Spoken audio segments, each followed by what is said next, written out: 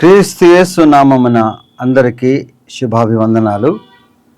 ఈరోజు ధ్యానాంశముగా సామెతల గ్రంథము 11వ అధ్యాయము 23వ వచనం నుంచి మనం ధ్యానించుకుందాం. నీతిమంతుల కోరిక ఉత్తమమైనది, భక్తిహీనుల ఆశ అహంకారము యుక్తమైనది. వెదజల్లి అభివృద్ధి పొందువారు కలరు, తగిన దానికన్నా తక్కువ ఇచ్చి లేమికి వచ్చువారు కలరు. ఔదార్యము గలవారు పుష్టి నొందుదురు, నీళ్లు పోయేవారికి నీళ్లు పోయబడను. నీతిమంతుల కోరిక యుక్తమైనది, భక్తిహీనుల ఆశ అహంకారమైనది. నీతిమంతులు ఎవరికి హాని చేయకుండా, ఎవరికి నష్టం కలగకుండా, ఎవరిని పాపములోకి పంచకుండా, లేదా వారు పాపము చేయకుండా అట్లా ఉండాలని వాళ్ళు నీతిమంతులు ఎప్పుడు కూడా తలుస్తూ ఉంటారు. వారి ఆశయం కోరిక ఆ రీతిగా ఉండాలని వారు ఉంటుంది. కాబట్టి అది యుక్తమైనదిగా, దేవునికి ఎంతో ఇష్టమైనదిగా ఉంటుంది. భక్తిహీనుల ఆశ ఎట్లా ఉంటుంది? అహంకారపూరితమైనదిగా ఉంటుంది. ఏ రీతిగా జీవిస్తున్నారో చూస్తే అహంకారపూరితంగా, అంటే వారికి ఉన్న దానికి లేని దానికి అహంకారంతో ఆలోచనలతోనూ ఉంటారు. భక్తిహీనులు ఆశ అంటే వాళ్ళకి ఏదైనా సరే అట్లాంటి నష్టము లేకపోతే అటువంటి పాపము చేయాలని యొక్క తీవ్రంగా ఉండేదాన్ని ఆశ అంటారు.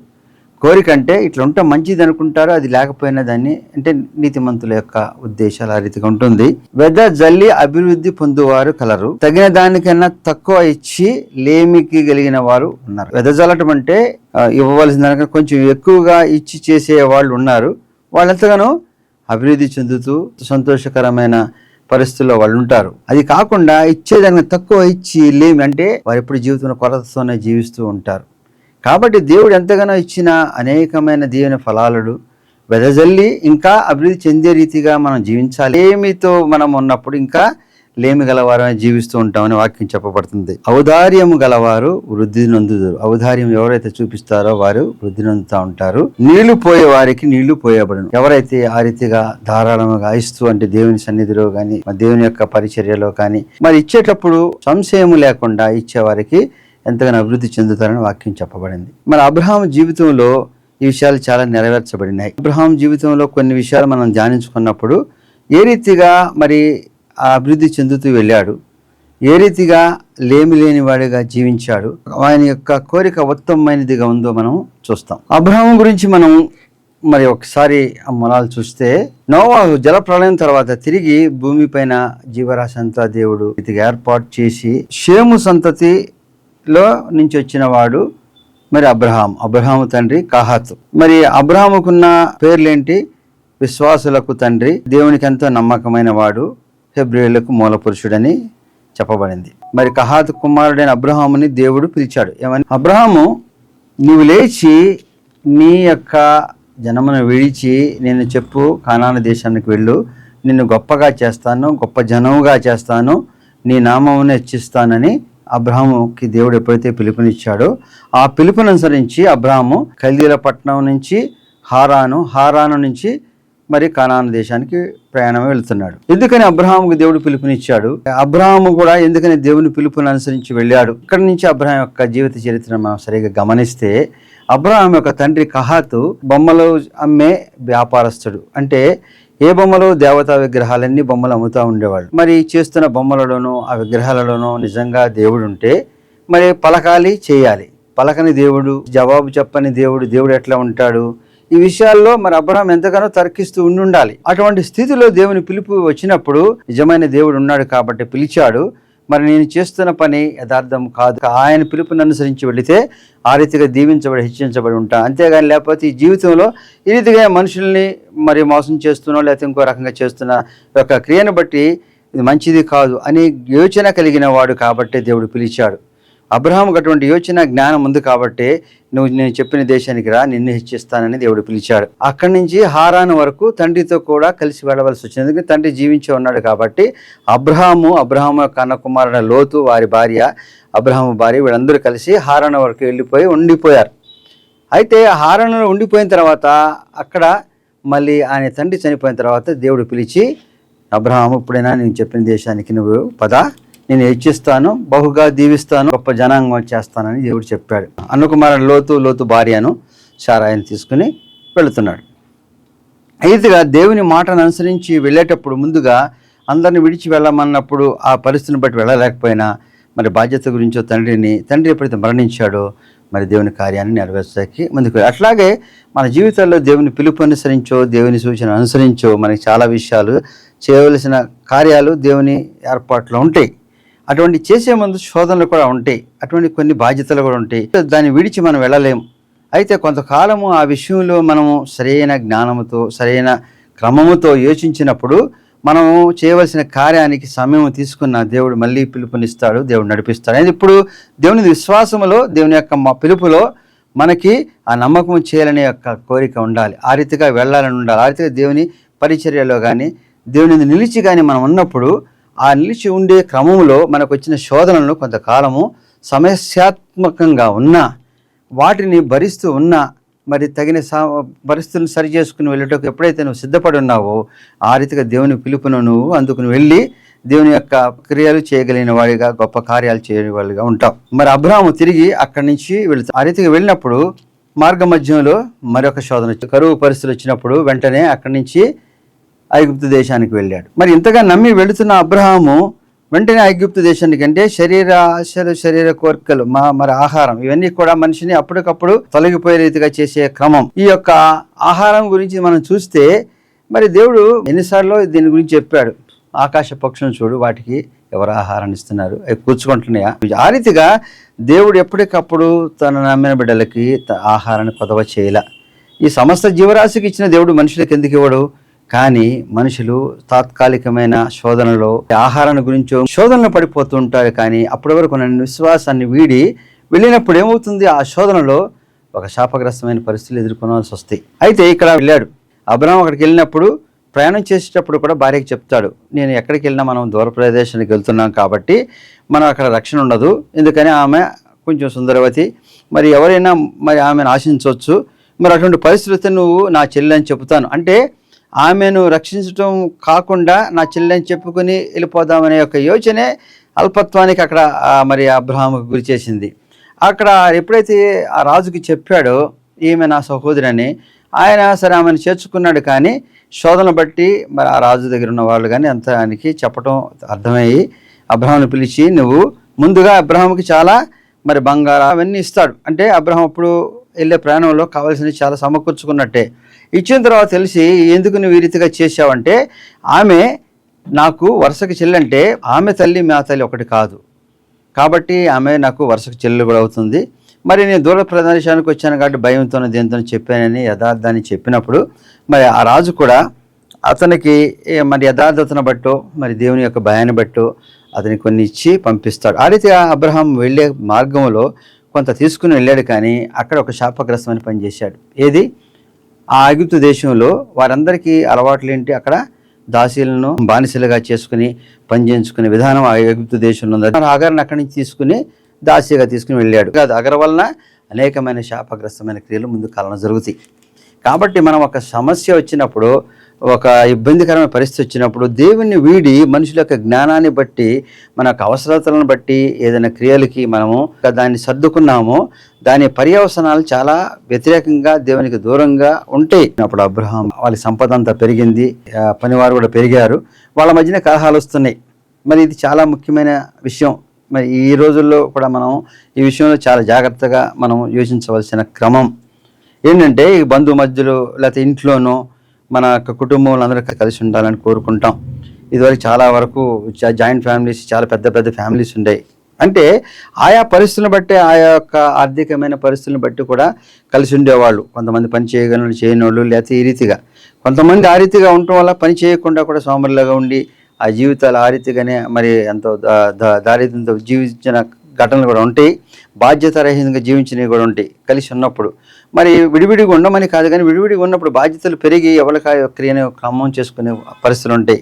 కలిసి ఉండాలనుకుని అనేకమైన సమస్యలతో, గొడవలతో అనుదినం శోభిస్తూ జీవించే కన్నా మరి సమాధానకరమైన జీవితము విడిపోయని కాకుండా విడిపోయినా కలుసుకునే యొక్క ప్రేమలతో కలిగిన జీవితాలు బట్టి ఎంతో మరి ఉంటుందని ఇక్కడ అబ్రహాం చూపించాడు. ఏ రీతిగా తన సేవకులు, లోతు యొక్క సేవకులు గొడవ పడుతున్నారు. అబ్రహాం చెప్తున్నారు, మన యొక్క సంపద అన్నీ పెరిగిపోయినాయి కాబట్టి మనం ఇంకా కలిసి ఉండి ఈ రీతిగా గొడవలు పడుతూ ఇంకా పెద్దదే కన్నా కనాను దేశంలో నువ్వు కావాల్సింది ఎంచుకో, నేను ఒక ప్రదేశానికి వెళ్తానన్నప్పుడు మరి ఎంతో సిరి సంపదలన్నీ ఉన్న యొర్దాను ప్రాంతాలంతటినీ లోతు అడిగాడు. మరి ఎటువంటి గొడవలు సమస్యలు రాకుండా ఉండాలనుకుని నీకు నచ్చిన ప్రాంతం తీసుకోమన్నప్పుడు మంచిగా కనబడుతున్న ప్రదేశాన్ని చూసి ఎంచుకున్నప్పుడు అబ్రహాం ఏమన్నాడు, సరే ఆయనకి ఇష్టమైనది ఇచ్చి తక్కిన ప్రాంతాన్ని వెళ్ళడానికి సిద్ధపడ్డాడు. ద్వేష భావాలు లేకుండా ఉండాలంటే మరి తగ్గించుకొని తమ్ముడు అడిగిన దానికి ఇవ్వడానికి సిద్ధపడ్డాడు. ఆ యొక్క మిగిలిన ప్రదేశం తనకి అంతగా అభివృద్ధి చెందరు, అంతగా మరి సస్యశ్యామలం లేకపోయినా ఎంచుకున్నాడు. మరి ఎంతగానో ఆదరణ కలిగి వారికి ఆ రీతిగా ఇచ్చాడో దేవుని కృపను పొందేవాడిగా మళ్ళీ అబ్రహాము ముందుకు వెళ్ళాడు. అంటే ఆ రీతిగా చేసిన క్రియ వెంటనే దేవుడు చూపించి, అబ్రహాము నీకు నువ్వు వెళుతున్న దక్షిణ దేశంలన్నింటిలో నిన్ను బహుగా దీవిస్తాను. మరి ఎంతగో సస్యశ్యామలంగా ఉన్న విషయంలో నువ్వు ముందు కాలంలో చూస్తావు. నీకు ఇచ్చే స్థలము, నీకు ఇచ్చే ప్రదేశము ఎంతగానో ఈ కానాను దేశము నీ బిడ్డలకి స్వాస్థ్యం ఇస్తాను. ఇది చాలా మరి ఎంతో గొప్పగా దీవెనకరంగా ఆశీర్వాదకరంగా ముందు కాలంలో ఉంటుంది. ఆ కానాను దేశంలో యెరూషలేం పట్టణంలోనే దేవుని పట్టణం అని, ఆ యెరూషలేం పట్టణంలోని దేవుని యొక్క మరి జననం కూడా జరిగేంత గొప్ప స్థలాన్ని ఇచ్చాడు. ఈ రీతిగా ఎప్పుడైతే పంచుకుని వెళ్ళిపోయారు, మరి అక్కడికి వెళ్ళిపోయిన తర్వాత ఏం జరిగింది, సొదొమ గొమొర్రా చుట్టూ ఉన్న కొన్ని చిన్న చిన్న రాజ్యాలు, మరి కదొర్లాయోమెర్ అనే రాజులు వీళ్ళందరూ కలిసి మరి వీళ్ళపైన దండెత్తిచ్చారు. వాళ్ళు వచ్చి లోతు యొక్క సంపదను కొట్టుకుని లోతుని కూడా తీసుకుని మరి వెళ్ళిపోయిన పరిస్థితి వచ్చింది. వాటిని అనుభవించే పరిస్థితిలో ఆ రీతిగానే నడుస్తుందని మనం యోచిస్తే కాదు. మనకి ధనమో సంపదో అధికారము ఇవన్నీ మనకు వచ్చినాయి, ఈ రీతిగా పొందామనుకుంటే కాదు, దాన్ని అనుభవించగలిగిన క్రమం మనకి రావాలంటే అది యథార్థమై దేవుని యందు కృపను పొందేదిగా మనం పొందితే అది మనం అనుభవించగలుగుతాం. లేదా దాంట్లో అనేకమైన శోధనకరమైన పరిస్థితులు వచ్చినప్పుడు తిరిగి మన దేవుని అడగాల్సి లేకపోతే మన యొక్క పరిస్థితిని బట్టి యోచిస్తాం. ఇక్కడ ఏం జరిగింది, ఇంతగా అనుకున్న మరి ఆ యొక్క సొదొమ గొమొర్రాల పైన ఇతర రాజులు వచ్చి ఎప్పుడైతే వాళ్ళని ఓడించి సంపదనని తీసుకెళ్ళిపోయినాడో, ఈ విషయాన్ని ఎప్పుడైతే అబ్రహాం తెలిసిందో, ఆ అబ్రహాం వెంటనే తన యొక్క 318 మంది తన దగ్గర ఉన్న మంచి పని వాళ్ళని తీసుకుని వెళ్ళిపోయి ఆ రాజును ఓడించి ఆ సమస్తాన్ని తీసుకుని తిరిగి అన్న కుమారుడైన లోతుకి ఇచ్చాడు. ఇచ్చినప్పుడు మరి షాలేము రాజు వచ్చి అబ్రహాంకి ఆహారం అన్ని మరి ఇవ్వటం జరుగుతుంది. అటువంటి సమయంలో అబ్రహాం అన్ని తీసుకుని మరి ఆయనకి ఏమి ఇచ్చాడు, దేవునికి ఇవ్వాల్సిన 10వ వంతు. అంటే ఆ ముందుగానే దేవుని ప్రణాళిక, ఆ యొక్క యెరూషలేము పట్టణము, ఆ రాజ్యము, లేకపోతే అక్కడ మరి అబీమెలెకు ప్రధాన యాజకుడుగా దేవుడు రాబోతున్న క్రమము, మరి ఆయన వచ్చినప్పుడు ప్రధాన మరి యాజకుడికి ఏమైతే ఇవ్వాలో దేవుని సన్నిధికి 10వ వంతు అర్పణ ఇవ్వడం అనేది జరిగింది. ఈయన ఇచ్చినప్పుడు షాలేం రాజు అంటాడు, నీకు మా దగ్గర ఉన్న దాంట్లో సంపద అంతా తీసుకుని నీకు కావాల్సిన పని వాళ్ళని ఇమ్మంటే, అప్పుడు అంటాడు, షాలేం రాజా నువ్వు సంపదను నాకు ఇస్తావు సరే, కానీ ఇవన్నీ షాలేం రాజు ఇచ్చిన సంపద అంటాడు, కానీ నీ సంపద నాకు కాదు, దేవుడు ఇచ్చిన సంపద, దేవుడు ఇచ్చిన దీవెన, దేవుడు ఇచ్చిన కృప నాకు కావాలి. కాబట్టి నీ నుంచి వచ్చిందిగా మరి ఆ రీతిగా పొందడానికి అవసరం లేదు, కానీ మా పనివారికి ఏది కావాలో ఏది ఇవ్వాలో అది మాత్రం ఇవ్వమని చెప్తా. అంటే తనుగా ఏది ఆ సంపదను దేని ఆశించకుండా ఆ యొక్క సంపదను బట్టి మరి స్వార్థంగా జీవించవచ్చు, కానీ దానికన్నా దేవుడి నుంచి ఇచ్చే కృపను మాత్రమే కావాలి, కానీ నా పని వారికి మాత్రము తక్కువ కాకుండా చేయమనే యొక్క మనసు, ఆ యొక్క గొప్ప ఆలోచన, గొప్ప క్రియ మరి అబ్రహాంలో ఉంది. కాబట్టి దేవుని యందు నిలిచి దేవునికి విశ్వాసపాత్రుడు మరి అబ్రహాం ఉన్నాడు. గొప్ప సంఘటన జరిగిన తర్వాత 15వ అధ్యాయం మనం చూస్తే దేవుడు అబ్రహాంతో అంటాడు, అబ్రహాము నువ్వు చేసిన మరి పనులను బట్టి కానీ నీ విశ్వాసాన్ని బట్టి నేను దీవిస్తాను, నీకు మంచి సంతానం ఇస్తానంటే అబ్రహాం అడుగుతాడు, దేవా ఇంకా నా వయసుని బట్టి చూస్తే నాకు సంతానం కలిగలేదు, కాబట్టి ఎలియేజరుని నా వారసుడిగా చేస్తా అంటే, ఎలియేజరు కాదు, నీ గర్భవాసం నుంచి పుట్టినవాడు మాత్రమే నీకు వారసుడు అవుతాడు. కాబట్టి నిన్ను దీవించి ఆకాశ నక్షత్రాల కన్నా మరి ఎంతగానో సంతతిని విస్తరింపజేస్తాను, కాబట్టి నేను దీవిస్తానని చెప్పినప్పుడు తిరిగి ఇంత వయసులో మరి దేవుడు ఈ రీతిగా దీవిస్తాడనే యోచన కానీ మరి అది జరుగుతుందనే సంశయం వీడి దేవుని పైన భారం వేస్తుంటాడు. అయితే అబ్రహాం భార్య మరి అంతకుముందు ఏ ఐగుప్తు రాజు దగ్గరికి వెళ్ళాడో, మరి ఐగుప్తు రాజు నుంచి తెచ్చుకున్నదేంటి, హాగర్ యొక్క దాసి. అబ్రహాం భార్య అంటుంది, షారాయ్ అంటుంది, మనకు వృద్ధాప్యంలో పిల్లలు పుట్టరు కాబట్టి హగరుతో పోయి ఒక కుమారుని కనమని అతన్ని ఎంతో ప్రోద్బలం చేస్తుంది. అంటే అప్పటి వరకు దేవుని నిలిచి ఉన్నాడు, దేవుడు కూడా వాగ్దానం చేశాడు, మరి జరుగుతున్న విశ్వాసం ఉన్న వెంటనే సైతాను శోధనలకి గురి చేసింది. ఇప్పుడు నేను పిల్లల కలలేని పరిస్థితి, కానీ హగర్కి ఉంది కాబట్టి వెళ్ళమన్నప్పుడు ఆ రీతిగా ఎప్పుడైతే హగర్తో వెళ్ళాడో ఆమె గర్భవతి అయినప్పుడు ఆమె షారాయిని రీతిగా చూస్తుంది, నీచమైన స్థితిలో చూస్తున్నప్పుడు షారాయి ఆమె పైన ఆగ్రహం తీసుకుని ఈమె ఇక్కడి నుంచి దాసిగా ఉన్నాను, మరి నీ కుమారుని కంటాకి నీకు పంపించాను, కానీ ఈమెకు అతిశయాన్ని బట్టి ఇక్కడిని పంపించామన్నప్పుడు హగర్ని అక్కడి నుంచి పంపిస్తే మరి హగర్ అక్కడ అడవిలోకి వెళ్ళినప్పుడు దేవుడు అక్కడ కనబడి, నీవు వాళ్ళ దగ్గరే ఉండాలి, నీకు కుమారుని కంటావు, మరి కుమారుడు కూడా దీవించబడతాడు కాబట్టి తిరిగి వెళ్ళి వాళ్ళ దగ్గర దాసిగా ఉండమని చెప్తాడు. ఎప్పుడైతే మరి హగరు తిరిగి వచ్చిందో ఆ తర్వాత చేర్చుకున్నాడో, మరి అగర్ని ఎందుకు దేవుడు వెనక్కి పంపించాడు, అక్కడ ఎందుకు చేర్చుకోవాల్సి వచ్చిందో మనం చూస్తే, అబ్రహాము మరి ఆ 99 ఏళ్ళ అంటే 13 సంవత్సరాల తర్వాత దేవుడు తిరిగి అబ్రహాం ప్రత్యక్షం. ఎందుకని ఆ 13 సంవత్సరాల్లో ఎంతగానో పశ్చాత్తాపంతో దేవుని సన్నిధిలో మొరపెట్టి ఉండాలి, దేవుని అడిగి ఉండాలి. కాబట్టి దేవుడు అక్కడ వాక్యం ఏం చెప్పబడింది, నేను సర్వశక్తి గల దేవుడను, నా సన్నిధిలో నడుచుచు నిందారహితుడివై ఉండుము, నాకును నీకును మధ్య నా నిబంధనను నియమించి నిన్ను అత్యధికం అభివృద్ధి పొందించదనని అతను చెప్పాను. వీటన్నిటిని బట్టి అబ్రహాం అంటాడు, దేవా నేను మరి ఇంత వయసు ఉన్నవాడిని అంటే లేదు, నీ గర్భవాసం చేసిన దేవుని వాగ్దానాన్ని బట్టి తిరిగి అబ్రహాం దేవునికి సమర్పణ చేసుకునే కార్యం జరుగుతుంది. ఏ రీతిగా సున్నతి పొందటం అనేది, సున్నతి పొందటం అంటే ఏంటి, బాప్తిసం పొందటం, ఇవన్నీ కూడా దేవునికి సమర్పణ చేసుకుని యథార్థమైన జీవించడానికి చేసే క్రమం. ఆ రీతిగా దేవుడు నేను సమర్పణ చేసుకున్న సమయంలో దేవుడు సింధూర వృక్షం దగ్గర అతనికి కనబడి సంతానాన్ని ఇస్తున్నప్పుడు శారా నవ్వుతుంది, ఇంత వయసులో మేము ఇంకా పిల్లల్ని ఏం కంటాం అన్నప్పుడు దేవుడు చెప్తాడు, ఇంతగా నవ్వుతున్న శారా విషయంలో వచ్చే సంవత్సరం ఈ సమయానికి నీకు కుమారుని కంటావని చెప్పి దేవుడు అక్కడి నుంచి సొదొమ గొమొర్రా ప్రాంతానికి వెళుతూ, సొదొమ గొమొర్రాలో అబ్రహాము కన్న కుమారుడు ఉన్నాడు. ఆ యొక్క దేశం సంపన్నమైన దేశమే కానీ ఎంతో భయంకరమైన పాపంతో కూడి ఉంది. దేవుని యొక్క ఉగ్రతను బట్టి నాశనం చేసే పరిస్థితి ఉంది. దాన్ని నాశనం చేయాలని వెళ్తున్నానని చెప్పినప్పుడు మరి అప్పుడు అబ్రహాం అడుగుతాడు, దేవా అది నాశనం చేయడానికి వెళుతున్నావు, ఒక 5 నీతిమంతులు ఉంటే నాశనం చేస్తావా, వారిలో కొంతమంది నీతిమంతులు ఉంటే చేస్తానన్నాడు.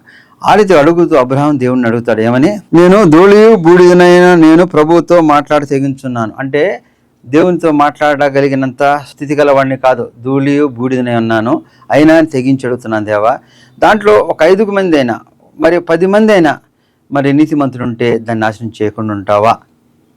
మరి అంతగా దేవుని బ్రతిమలాడుతూ దేవునితో పోరాటం చేస్తూ ఎంతో వినయంతో అడుగుతున్నాడు, బూడిదన ధూళిదనే ఉన్నాను. ఆ రీతి దేవుని సన్నిధిలో తగ్గించుకొని మరి మనం అడిగే విషయానికి కూడా అర్హులం కాదు, లేకపోతే జరగదు దేవుని ఉగ్రత ముందు అని తెలిసినా నువ్వు కృప కలిగిన వాడే, నువ్వు కనికరం కలిగిన వాడే, కాబట్టి ఈ యొక్క మరి ఉగ్రతను తగ్గించుకుని వారిపైన కనికరం చూపించమని అంతగా ప్రాధాయపడిన అబ్రహాం విషయంలో దేవుడు ఏం చేస్తాడు, అబ్రహాం యొక్క అన్న కుమారుడైన లోతును బట్టి మరి నాశనం చేయకుండా కుటుంబాన్ని కాపాడుతానంటాడు. ఆ రీతిగా దేవుడు దేవుని దగ్గర నుంచి, దేవుని ఉగ్రత నుంచి తన యొక్క కుటుంబంలో విషయంలో, యథార్థతను ఉన్న వాళ్ళ విషయంలో పోరాటం చేసి గెలుపొందే పరిస్థితి అబ్రహాంకు ఉందంటే, అబ్రహాంకున్న నీతి మొత్తం అక్కడ బయలుపడుతుంది. తన అన్న కుమారుడు యథార్థవంతుడే కానీ ఉన్న శోధనను బట్టి కాపాడటానికి దేవునితో పోరాటం చేసి మరి ఎంతో తగ్గించుకొని దేవుని నుంచి ఒప్పించుకొని మరి ఆ యొక్క లోతుని కాపాడటానికి అని చేసిన ప్రయత్నంలో వారు ఆ దేశానికి వెళ్ళినప్పుడు లోతు కూడా వెంటనే వాళ్ళని ఎంతగానో వాళ్ళందరూ వచ్చిన వారికి కూడా ఆశ్రయాన్ని ఇచ్చి వారి ఇంట్లో పెట్టుకున్నప్పుడు ఆ గ్రామస్తులందరూ వచ్చి లోతుని ఎంతగానో ప్రలోభ పెడతారు. వెంటనే వాళ్ళని బయట తీసుకురా చంపేస్తాం, వాళ్ళని చంపాలనుకున్నప్పుడు లోతు అంటాడు, నా కుమార్తెలు 2 ఉన్నారు, 6 చేసుకోమన్నాడు, కాదు వారే కావాలనుకున్నప్పుడు లోతు మరి తన యొక్క భార్య పిల్లలందరినీ తీసుకెళ్ళాలనుకున్నప్పుడు అల్లుళ్ళు రానప్పుడు తన కుమార్తెను తీసుకువెళ్తున్నప్పుడు భార్య తిరిగి చూసినప్పుడు పుస్తకం అయిపోయిందని మనకు తెలుసు. అంతగా దేవుని ప్రాధాయపడి అబ్రహాం మరి ప్రార్థన చేసి దేవుని అడిగినా దేవుడు అబ్రహాం మాటను బట్టి వారిని రక్షించడానికి వారిని తీసి మనుషులను పంపించి అక్కడికి తప్పించినా మరి లోతు ఆయన 2 కుమార్తెలు మాత్రం వెళ్తారు. ఏదైతే విశ్వాసం ఉన్నవాళ్ళు మరి ఎంతగానో మరి దేవుని నిలిచిన వాళ్ళు మరి ఆ సమయం వచ్చినప్పుడు రక్షింపబడతారండి ఇక్కడ ఉదాహరణ. ఆ రీతిగా అబ్రహాం ప్రార్థన లోతు కుటుంబాన్ని కాపాడింది. కానీ లోతు కుటుంబంలో ఉన్న వాళ్ళ అవిశ్వాసం వలన 2 అల్లుళ్ళు కూడా అక్కడ రాలేకపోతారు. 2 కుమార్తెలతో లోతు ఆ పక్క గ్రామానికి వెళతాడు. కానీ అక్కడ మరి ఆ గుహలోకి వెళ్ళి దాక్కున్నప్పుడు మరి ఎవరు లేరని ఆ యొక్క సంతానం రాదనుకుని 2 కుమార్తెలు తండ్రితో వెళ్ళినప్పుడు వచ్చే ఒక సంతానము మోయాబీలు, అమ్మోనీయులు. వీరు మరి ఆ రీతిగా వచ్చారు కాబట్టి అమ్మోనీయులు, మోయాబీలతో ఇశ్రాయేలు ఆ చివరి వరకు యుద్ధం చేస్తూ ఉంటారు. అంటే ఏదైనా సరే క్రియ, ఒక శాపగ్రస్తమైన క్రియలు జరిగితే దాని నుంచే ఫలితాలు అది మరి దుష్టత్వంతో కూడి ఉంటాయి. ఆ రీతిగా వారికి ప్రయోజనకరంగా ఉండవు. మరి ఆ తర్వాత అబ్రహాం అక్కడి నుంచి కాదేశు షూరు అనే మధ్య ప్రదేశానికి వెళ్ళినప్పుడు అక్కడ గెరారు ప్రాంతంలో ఉన్న అబీమెలెకు గెరారు రాజుగా ఉంటాడు. మరి అబీమెలెకు ఎప్పుడైతే ఈ శారాను చూశాడో అబ్రహాం చెప్తాడు, ఈమె నాకు చెల్లెలు వరుస అవుతుందని చెప్తాడు. చెల్లెలు వరుస అవుతుంది అనుకున్నప్పుడు తీసుకెళ్ళి పెట్టాడు. కానీ ఆమె పైన ఎటువంటి అత్యాచారంగా ఏం చేయకుండా ఉంచి ఉన్నప్పుడు దేవుడి దర్శనంలో చెప్తాడు, నీ వచ్చిన వాళ్ళు ఎవడో కాదు, నా ప్రవక్త, ఆయన ప్రార్థన వల్ల నీకు అనేక గొప్ప కార్యాలు చేయగలిగిన ప్రవక్త, ఆయన భార్యను నువ్వు ఏమైనా చేసుంటే నువ్వు చాలా పాపభూషితమైన జీవితానికి వెళ్తా ఉంటే, దేవా నేను ఆమె పట్ల ఎటువంటి క్రియలు చేయలేదు కాబట్టి నా యథార్థతను బట్టి నన్ను కాపాడమంటే, కాబట్టే నిన్ను ఇప్పటివరకు కాపాడుతున్నాను, ఆమె విషయంలో నువ్వు ఆయనకి అప్పచెప్పమన్నప్పుడు అబ్రహామును పిలిచి ఈమె నువ్వు నా చెల్లి అని చెప్పావు, దీనివల్ల నాకు ఎంతో భయంకరమైన పరిస్థితులు వస్తాయి కదా, మరి ఎటువంటి శాపం నాకు ఎందుకు ఇస్తున్నావు నిన్ను ఆశ్రయించిన వాడికంటే, ఆమె నా తల్లి యొక్క కుమార్తె కాదు, వరుసకు నాకు చెల్లెలు అవుతుంది, కానీ పరదేశం కాబట్టి ఇక్కడ ఏదో సమస్యలు వస్తాయని భయంతో చేశానన్నప్పుడు దేవుని నిలిచిన వాడికి అటువంటి భయం అవసరం లేదు. దేవుడు నీ పట్ల తన యొక్క కృపను చూపిస్తూ నీ గురించి చెప్పాడు కాబట్టి ఆయనకు విడుదల కలగ చేస్తానన్నప్పుడు మరి అటువంటి పరిస్థితుల్లో వాళ్ళందరికీ కూడా సంతానాన్ని నిలిపివేస్తాడు దేవుడు. ఆ విషయంలో ఎంతగానో దేవుని ప్రాధాయపడుతూ ప్రార్థన చేస్తాడు. మరి అబ్రహాముకున్న పరిస్థితి ఏంటప్పటికి, శారాయి ఇంతవరకు గర్భం ధరించలే. ముందుగా నాగర వలన కుమారుని అన్నాడు, అది కాదన్నాడు. ఎలియాజర్ని అడిగాడు, అది కాదన్నాడు. ఇంక 100 సంవత్సరాలు వచ్చేసినాయి, ఇంకా పిల్లలు పుట్టే పరిస్థితి లేదు. ఇటువంటి పరిస్థితిలో మరి అబీమెలెకు సంతానం గురించి ప్రార్థన చేస్తున్నాడు. ఎవరైనా ఎవరి విషయంలో ఏం చేస్తామో, మనకు కావాల్సిన విషయంలో మనకు లోటైన విషయం గురించి మనం ప్రార్థన మనకు ముందుకు కావాలని అడుగుతాం. కానీ ఈయనకి ఎంత మరి శారాయికి కుమారులు పుట్టకపోయినా మరి వాళ్ళ గురించి అక్కడ ప్రార్థన చేసినప్పుడు వారి యొక్క గర్భాలని తెరవబడినని వాక్యం సెలవిచ్చింది. అబ్రహాం యొక్క నీతిమత్వాన్ని బట్టి, ఆ యొక్క ప్రేమను బట్టి, అటువంటి దాన్ని బట్టి దేవుడు అప్పుడు శారాయి గర్భాన్ని తెరిచాడు. అంటే అప్పటి వరకు కూడా అబ్రహాం యొక్క విశ్వాసాన్ని దేవుడు పరీక్షిస్తూ వచ్చాడు, లేదా అబ్రహాం ఏ రీతిగా దేవుని యందు ఉన్నాడో గమనిస్తూ వచ్చాడు. అన్ని సమస్యలు వచ్చే కష్టం వచ్చినా దేవుడిని ఎప్పుడు నిరాకరించలే, దేవా నాకు సంతానం ఇవ్వలేదని.